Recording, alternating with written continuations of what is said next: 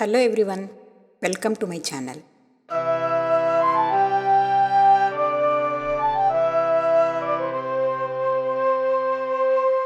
In my opinion, he is the creator of the universe. If he wishes, just a wish, he can change anything. Fortunately, I have been selected as his devotee. I feel it is because of my enormous past lives, fortunes. Otherwise, who am I in this universe? That is his wish, his order, his affection.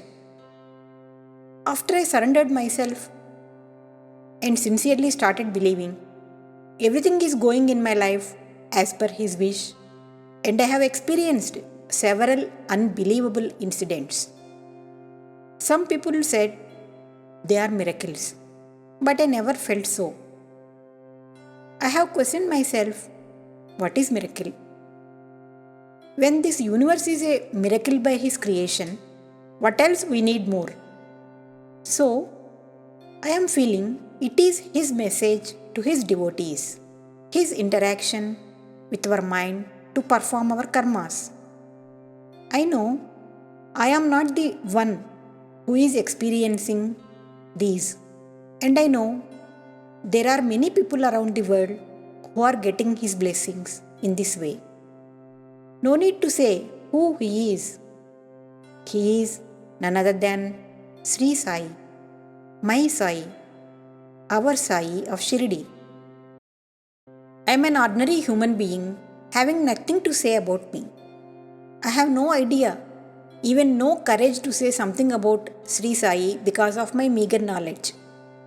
But I can say I am a simple devotee of Sri Sai. In the beginning, I used to write down some of my experiences to share with my people. When I recollect those past experiences, I feel that I am sitting in front of Sai as one among his devotees. Slowly, I thought to write something with my own imagination by describing some experiences in my own way. But I don't know what to write. Because I am not a writer, I never even tried to write. But Sri Sai is in my mind, and I am feeling some invisible inspiration which is igniting. I am feeling I have been pushing forward by him, and it is he who is ordering. I know only about stories of Sai, so there is nothing new to write. There are several stories described by several scholars in the past. Moreover, we have a sacred Satcharitra. I have recollected those words from Satcharitra. Sai's life is like an ocean. Anybody can dip and collect diamonds of bhakti. I have started writing what I am feeling in my mind about Sai. After writing 17 chapters, suddenly I was unable to write. My mind was totally blank, and I was literally not even able to write a single letter. I thought Sai only has to come and complete this. The incident which happened gave me full belief that it is only Sai who is guiding me to write this. That day, I have received a photo from a devotee. She was amazed to see that image which appeared on their table. She captured it and sent it to me. Don't know how this picture appeared suddenly when no one drew it. After I observed the photo keenly, I found a goddess face, and to my surprise, there are few letters on the top of that picture. As they are in the reverse direction, I faced the picture in front of a mirror and tried to read them. It is appearing as the word Vidhanam in Telugu language. What is Vidhanam? It is a policy or method to perform a duty or karma. I have started to think what Sai wanted to tell me with this. I realized that Sai is asking me to write the Navaratri Vidhanam. Then I started writing and completed writing this 18th chapter within half an hour. I am sharing the picture with you Please see the picture which I believe to be drawn by none other than Sai only. Now I wish to present you all the book I wrote, Sai in My Thoughts. The reason behind naming the book as Sai in My Thoughts is these are only my thoughts regarding Sai. There may be no historical connection sometimes. Hence, I request you all to consider this as purely my thoughts and devotion towards Sai and forgive if any historical relevance is missing sometimes.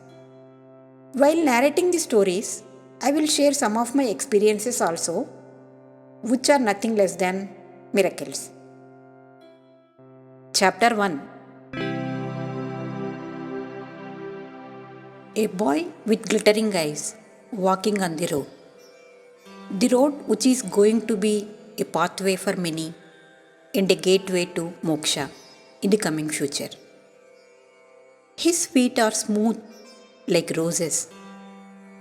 The sand by the touch of his feet smelling sweetly, as if it is wet with the touch of raindrops in the hot summer.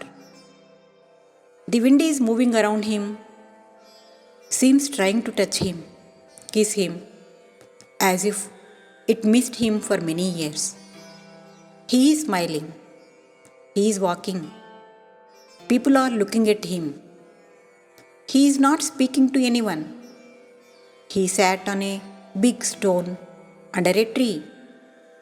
He closed his eyes and went into a deep meditation. People queued before him. All are wondering, seeing the charisma in his face. Everyone is staring at him. No one is able to move their sight away from him. He opened his eyes. A big silence.